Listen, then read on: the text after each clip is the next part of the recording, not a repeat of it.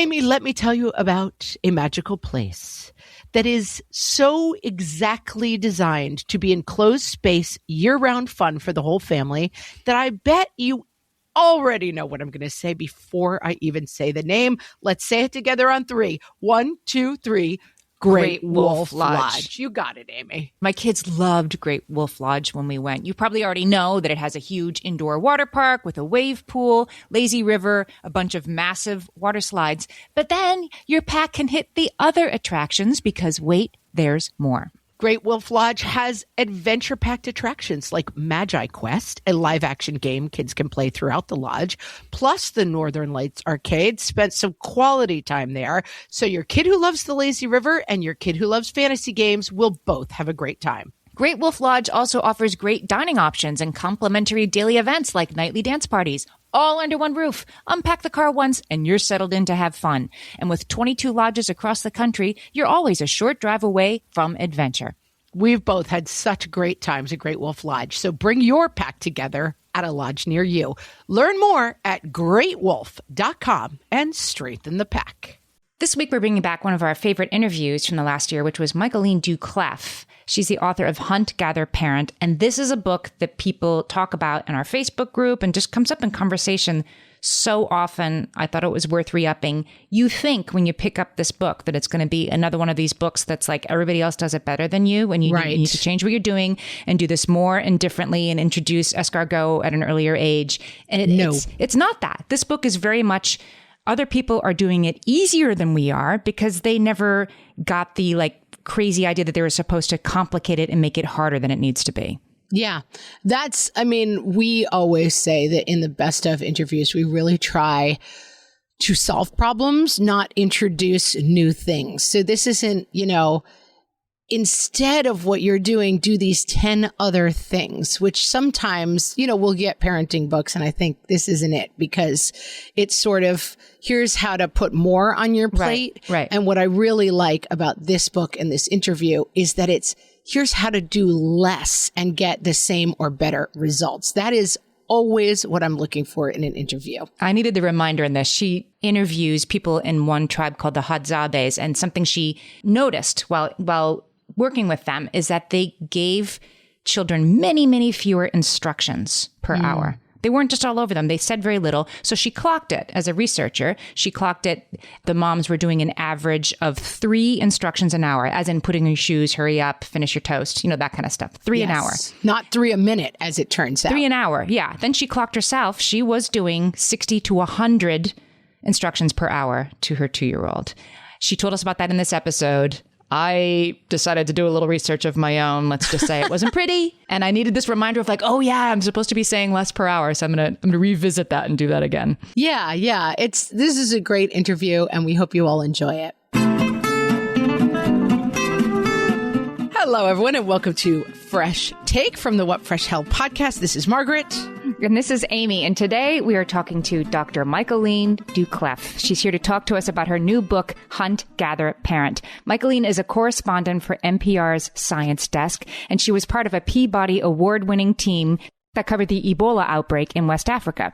She has a doctorate in chemistry from the University of California, Berkeley, and a master's degree in viticulture and enology. Her new book was an instant New York Times bestseller. It's called Hunt, Gather, Parent: What Ancient Cultures Can Teach Us About the Lost Art of Raising Happy, Helpful Little Humans. Michaeleen, welcome. Thank you so much for having me. My first question is, what is viticulture and enology? I actually looked it up and it wasn't in the dictionary. That's a specialty if it's not in the dictionary. You're going to love it. I actually have a degree in winemaking and grape growing. Wow. That's not what now that I get to the root of it, it makes a little bit more sense. Yeah, that's it. You're also a parent. That wasn't part of your introduction there, but you have a little girl. Is that right?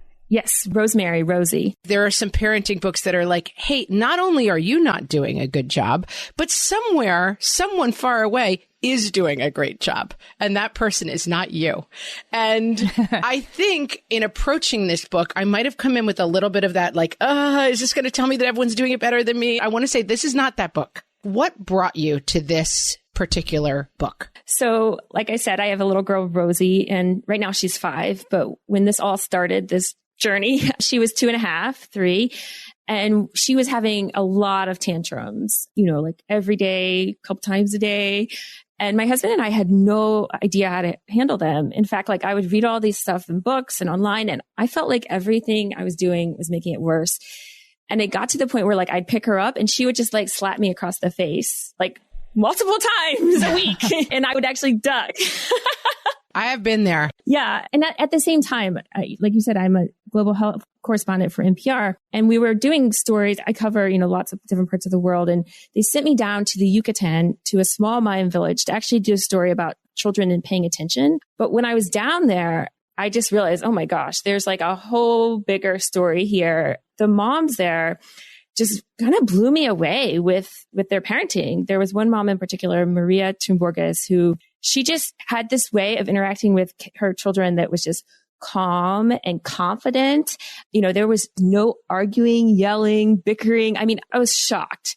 And yet at the same time, the kids were awesome. They were kind and generous with each other, with their parents, respectful, and super, super helpful. One morning, Maria's oldest daughter woke up a little late. She was on spring break. She had stayed up watching a shark movie the night before. She gets up, walks in front of me and her mother, and goes into the kitchen and starts washing the dishes, completely voluntarily. Nobody asked her to do it.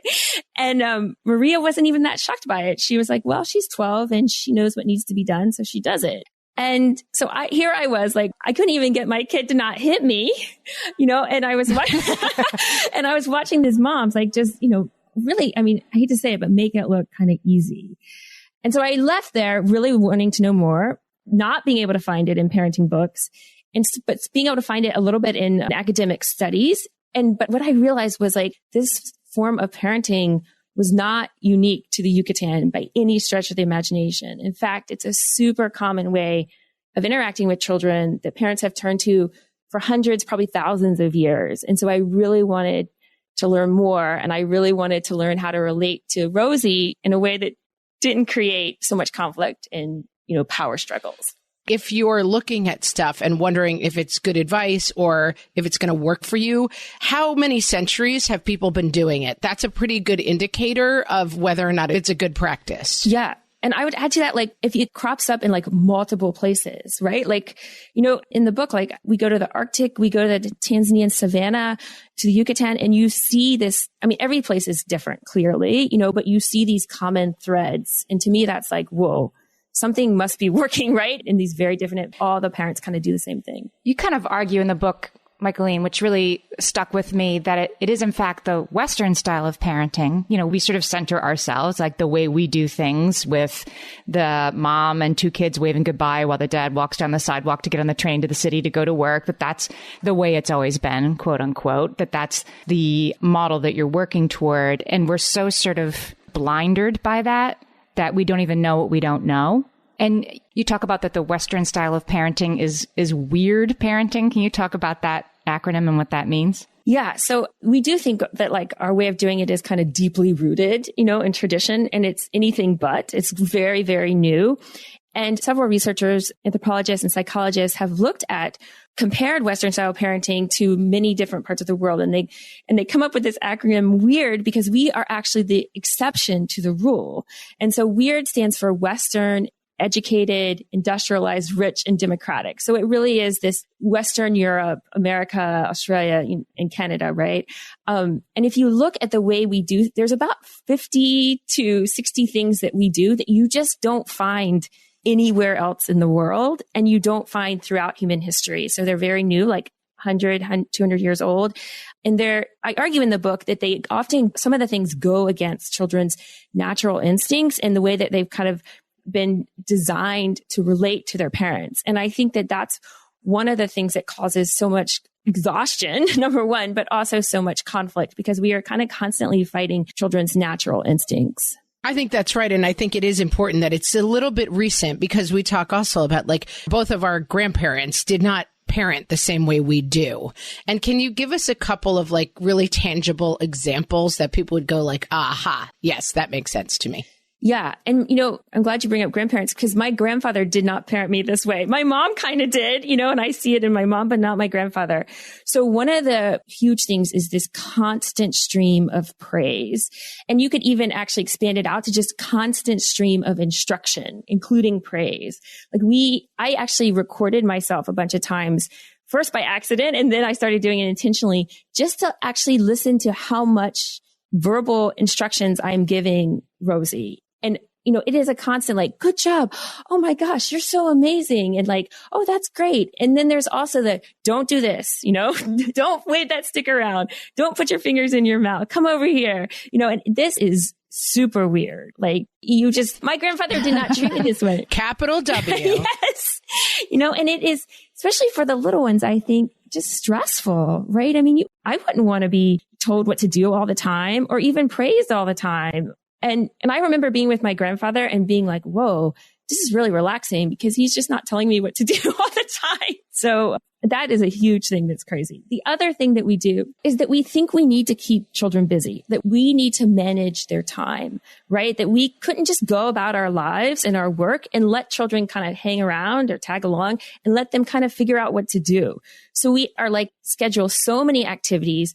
We, give them constant entertainment. And this, again, is it's unheard of in basically the rest of the world. Michaeleen, what stood with me as I was looking at some of the ways that I have been a weird parent along the way is that I did think that was my assignment. You talk about the idea that we have that as moms, we're supposed to narrate to teach our children language. We're supposed to be like, oh, and what's this? And what's this washcloth? And are we going to wash your arm with it? And am I now washing your, your hand with it? And this sort of constant stream of teaching, teachable moment. What can you be learning right now was sort of the way I was supposed to be doing things. But that was optional all along. I thought that was kind of mind blowing. I mean, yeah, I thought that that's what really good parents do. I mean, that's what my pediatrician, told me to do. I think this all comes from incredibly good intentions, right? We want the best. We want kids to learn and, we want them to achieve, of course. But at the same time, it's exhausting, right? That form of parenting, at least for me, is completely exhausting. I can't keep it up for more than an hour a day. And, especially during this pandemic, I couldn't keep it up for 12 hours. And then, and in the end, I think it's questionable how much good it's doing. And for some kids, I think it's doing them a disservice. Kids learn language without us having to narrate everything. And words are stimulating and, can be stressful for little ones. And like I said, this is not anywhere else.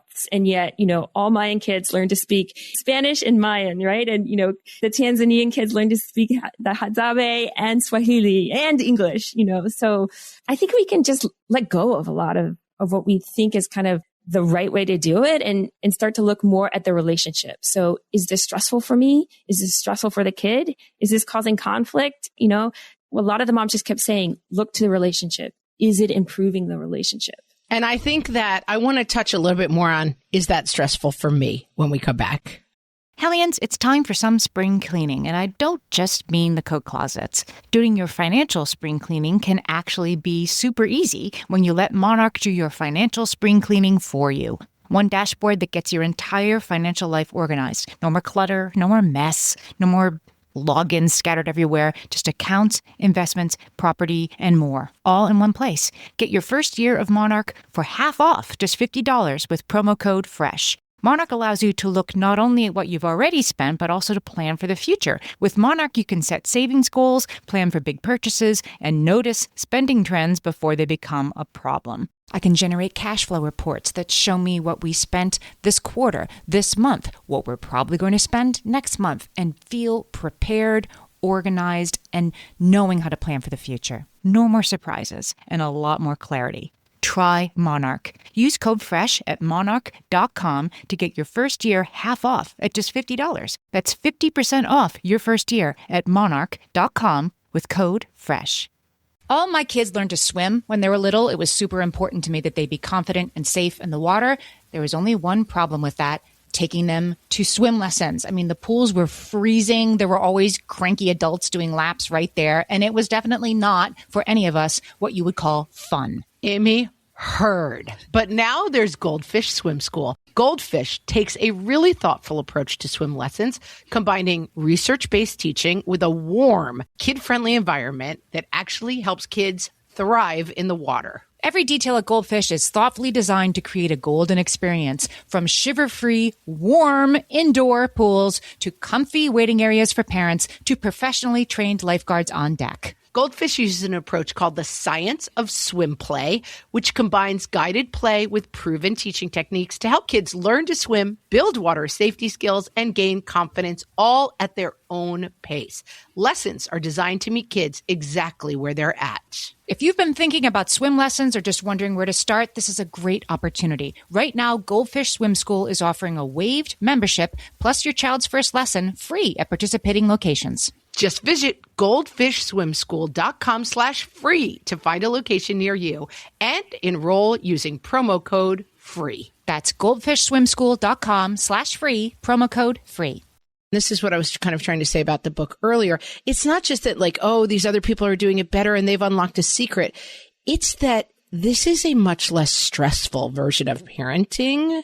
And I feel like if people take anything away from this, that's the gift here, which is that like you're going 10 miles out of your way to do something that is naturally already occurring, and you can stop doing that. Yes, exactly. Yes, you summed it up very well. In fact, I think there could be doing some disservice too, right? That, like, right. Even more so. That's right. It's not just that you're not helping. It's that you might be really making things a little worse. Yeah, right. And I mean, kids are really resilient, and we really underestimate their abilities to bounce back, and, you know, they're going to do what they're going to do. But yeah, I think that a lot of kids need quiet. You know, Rosie, my little girl, absolutely needs moments where no one is talking, right? There's no screen on. There's no me and her father saying things to her, just quiet. And once I started giving her that, like in the car, instead of narrating everything, because God, I was talking all the time to her. Man, that's such a good one. Yeah. You know, her behavior improved. Like she started calming down. And I think she was just overstimulated by all of the words. You may have a kid who likes to play quietly in his room when other people are over. It's okay. They'll figure it out, you know? Yeah.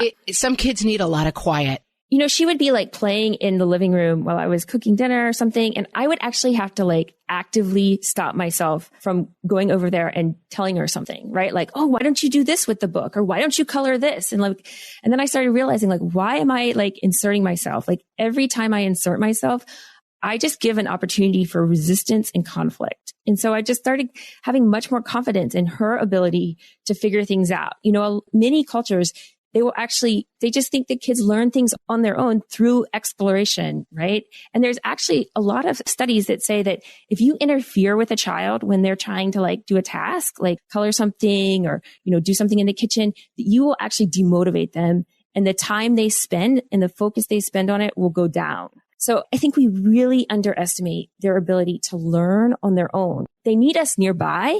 They want to be near us and in our worlds, but they need us to step back and let them do things. Can we talk about what you learned from the Hadzabe in Tanzania, to that specifically, about the autonomy that they give their kids? So this is so huge. So there's actually a recent study that came out looking at another hunter-gatherer group in the Congo Basin, where a researcher actually measured how many times the parents or an adult or a caretaker or anybody gave an instruction to a child. You know, these are parents that are with their children all day, right? Besides school.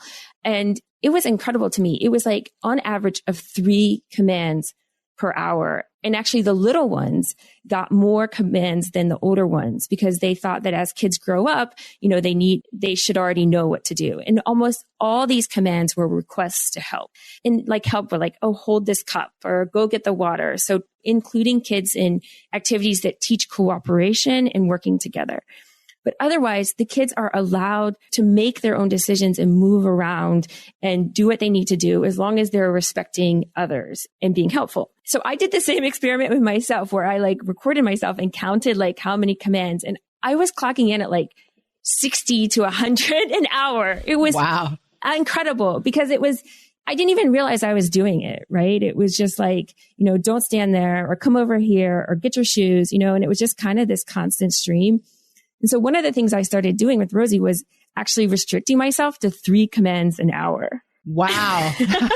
And remind us how old she is. She's 5. And I started doing this when she was 4. And I was doing it at not easy times. So like moments of conflict, like bedtime and morning routine. And I would use up the 3 commands in like 10 minutes. We have to sit silently for the next 50 minutes. But what happened when you stopped giving her the 60 commands? Oh my gosh, our relationship improved enormously. Like I actually started to enjoy being with her. Like we, started to get along. There was a kind of this peaceful coexistence that happened.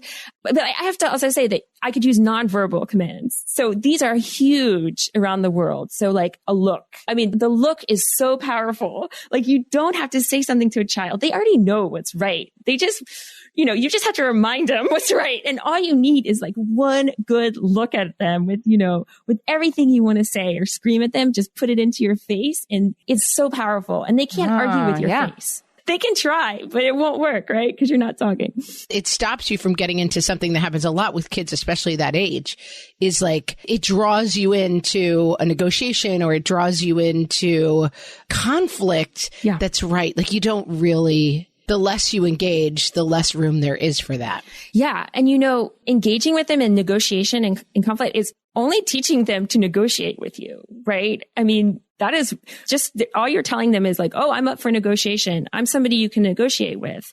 One of the Mayan anthropologists told me that, the Mayan parents just don't negotiate. And I never saw one negotiation actually in the whole time I was researching this book. And so kids learn really quickly that mom doesn't negotiate. So I'm not even going to try. And I have to say it works. It takes a little bit of time. Rosie was 4 when I really decided I'm not going to negotiate. I'm not going to argue. Sometimes I'll just tap her on the shoulder and be like, I'm not going to argue with you and just walk away. But she kind of gets it. She negotiates a lot more with her father. He's got to read the book. He's got to read it. He secretly read it. One day he said something to her and I looked at him and I was like, where did you learn that? That was really fantastic. And he was like, I read the Hadzabe section. So yeah, no negotiations, no arguing. Can we pivot to the Mayans? Because what they do, right? Say you don't give your daughter 18 commands to put her shoes on. You just point to the shoes and then she puts on her shoes. And then the weird Western way would be like, look at you putting on your shoes all by yourself, right? Like we give them a ticker tape parade the whole way out to the car because they put on their own shoes. Fanfare. And the Mayans kind of leave that out. Am I explaining that correctly? Yeah, there's very, very little praise. I mean, really anywhere else except here is there very, very little praise. And yet these kids I think, have everything that we think praise is doing. And some of the things that praise is accidentally doing, they don't have. Yeah. So I think the Maya parents, maybe they'll give the child, if the child does something really well, they'll give the child like a good look, a smile or a nod. One of the moms would do that to me when she finally felt like I was understanding her. She was praising you in her own way. Yeah, she was. I think she's got it. Look at you. Yeah. I mean, I think I was a little dense to many of the parents, but they do something else that I think has been critical to my relationship with Rosie. And that's that they really respect and acknowledge a child's contribution to the family. So if a child runs over and starts to want to help, even if the child can't do the task or the task is even outside the child's it's too dangerous, the Maya parents will still allow the child some way of helping and contributing to that task. And they can do that by giving the child a really small subtask of what they're doing. So if they're cooking, they can say, hold this plate or, watch me when I do this. I'll tell them to watch. And then if the child does something, they don't just change it and, say, no, that's not right. We do it like this. They will accept the contribution. Maybe they'll fix it a little bit or, guide the child a little bit, but it's much, much more hands off. They never jump in and grab the child's hand and say, this is how we do it. And then start giving a big lecture. So they really respect the child's abilities to learn and eventually contribute. And to me, this has been huge because I realized that I was just completely thinking Rosie was an incompetent being in the kitchen and at home, and that I had to either she was going to slow me down and make a big mess, or I had to explicitly teach her everything that she was doing. And this was causing huge amounts of tension and arguments. And once I kind of stepped back and said, okay, yeah, come help me, here, wipe this plate off or, put this plate away, join me in accepting what she's doing, even if it wasn't perfect, our relationship got so much better. I want to speak up for a moment on behalf of the Western parents, and we're going to take a break, and I'm going to speak up on behalf of ourselves. Amy, when I'm having a good hair day, it usually makes my whole day better. And that's why on every day, I'm taking Nutrafol. Nutrafol is the #1 dermatologist-recommended hair growth supplement brand. And it's the #1 hair growth supplement brand personally used by dermatologists. Nutrafol's hair growth supplements are peer-reviewed, NSF certified for sport, and clinically tested. Nutrafol offers multiple formulas for men and women tailored to different life stages and lifestyle factors, so you get support that's actually right for you. Adding Nutrafol to your daily routine is easy.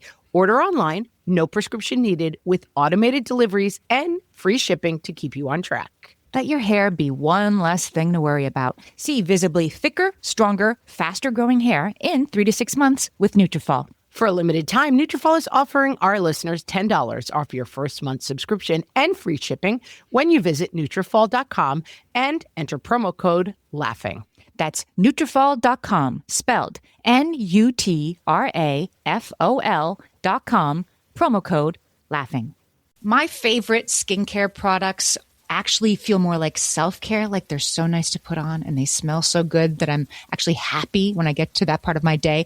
And I swear that is how I feel about Osea's anti-aging body balm. Amy, you are usually the lotions and potions queen on this podcast, but I have to say, hard agree. Osea's anti-aging body balm is a liquid silk body balm that combines the lasting hydration of a lotion with the firming power of a serum, leaving skin smoother and firmer. This body balm is clinically tested and designed to deliver visible results you can see and feel. So we've gotten to use this product for a couple of months now, and I swear I have really noticed firmer and smoother skin, like on the back of my hands. It's like getting a mini spa treatment from head to toe. Get a spring-worthy glow with clean, clinically tested skincare from Osea.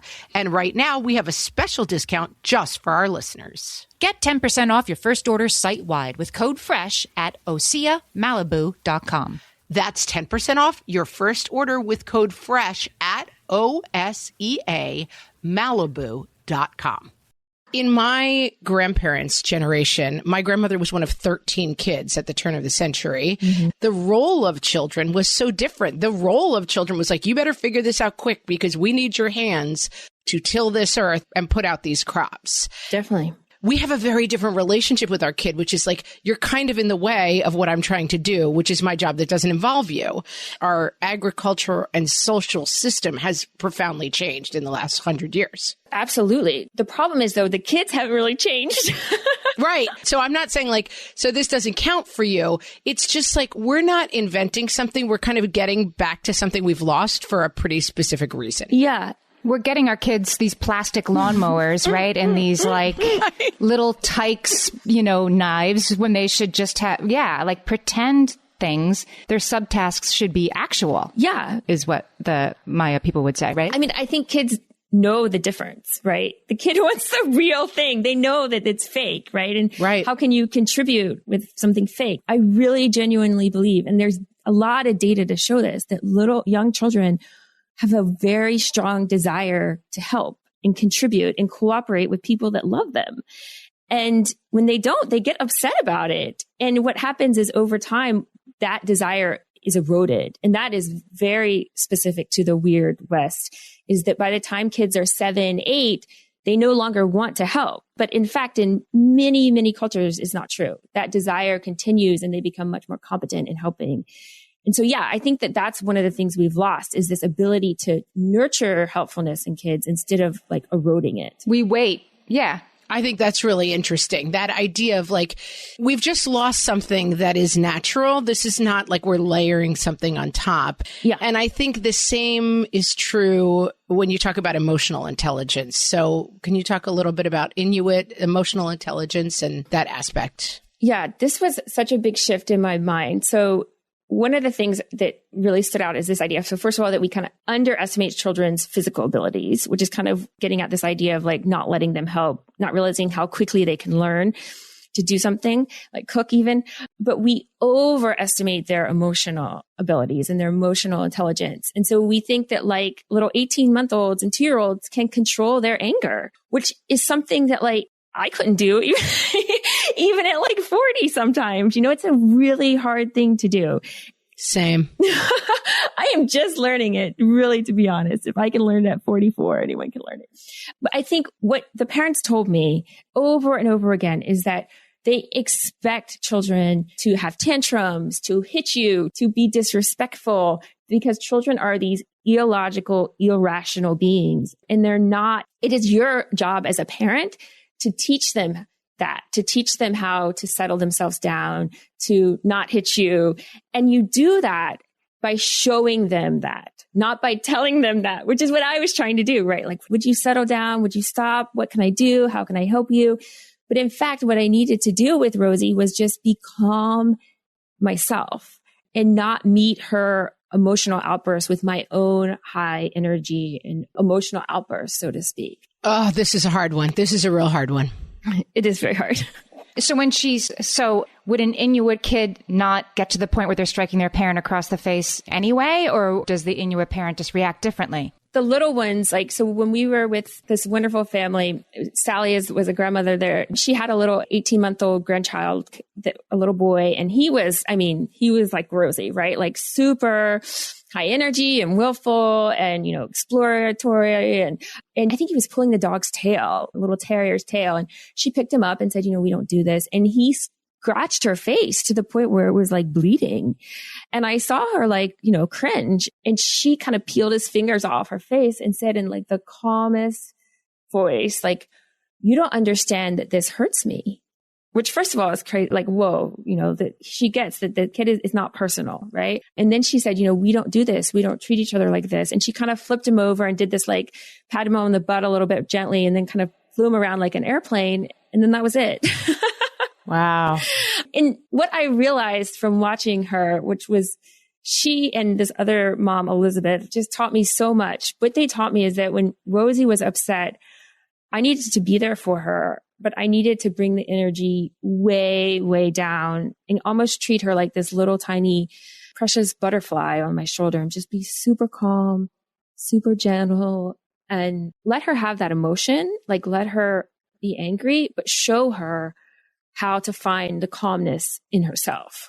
Okay, but did it work? So, I think it took her a while to really be convinced that I wasn't going to yell at her, and that I was actually on her team and really was just going to stay calm. To be honest, I think it took about a couple of weeks for her to start calming down. And the tantrums after like a month went from like every day to like, once a week. And then after a month or two, it was like once a month. I mean, it really went fast once I convinced her that this was a different approach and that I wasn't going to argue with her and just make everything worse.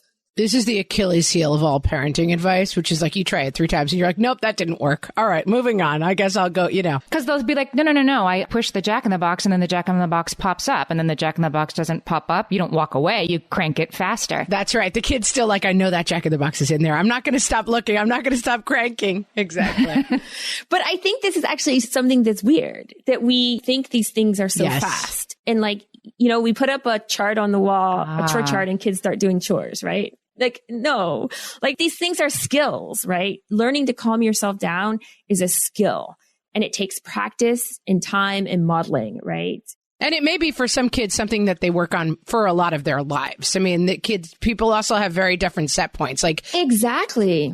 If you have a kid who doesn't have tantrums, have another kid. That'll probably solve that for you.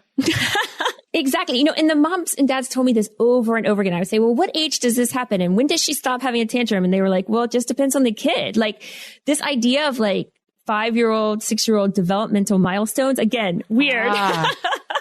We didn't have these like 100 years ago. Kids were just kids. And, some were more pains in the butts than others, which is what a lot of parents told me. That is eternal. Can you tell us about the 4 pillars of teen parenting? Yeah, it was something I just came up with one day when I was riding my bike, actually. And I was like trying to figure out how to remember this and what these common threads were across the world. And so T is for together. And this is about teaching children how to work together as a team and cooperate. So this is one of the reasons why I saw so much, such calmness and so little resistance with these families, is because the parents have taught the children to work together with them as a team and to cooperate. And so this involves actually having the child work with you, right? So if you're in the kitchen, having them giving them little subtasks to do. Instead of telling them to go clean up their room, you say, let's all clean up together. Let's all make our beds together. Things are done together.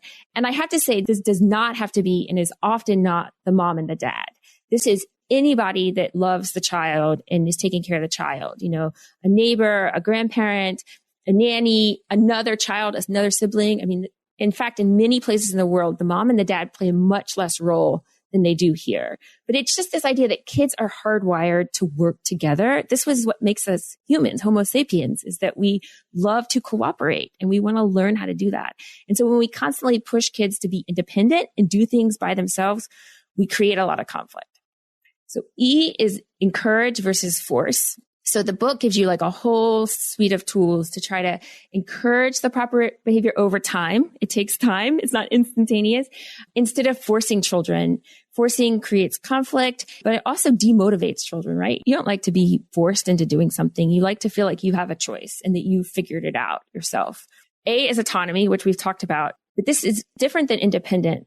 American parents are so much about independence, and yet we give our children very little independence. It's one of the big paradoxes of American parenting. We're all about independence. But autonomy is making your own decisions from moment to moment, but always kind of thinking about the group. So is there a way that I can help somebody? Am I sharing? Am I being kind? So it's being independent with this constant kind of connection to others. And I think this is what's missing a lot and why we end up, with so much tension in the home is because we haven't really taught each other how to work together and think of each other. And then finally, M is minimal interference, which we've talked a lot about. But instead of this knee-jerk reaction being to tell the child what to do and fix and micromanage, we step back and we pay attention to what they're doing.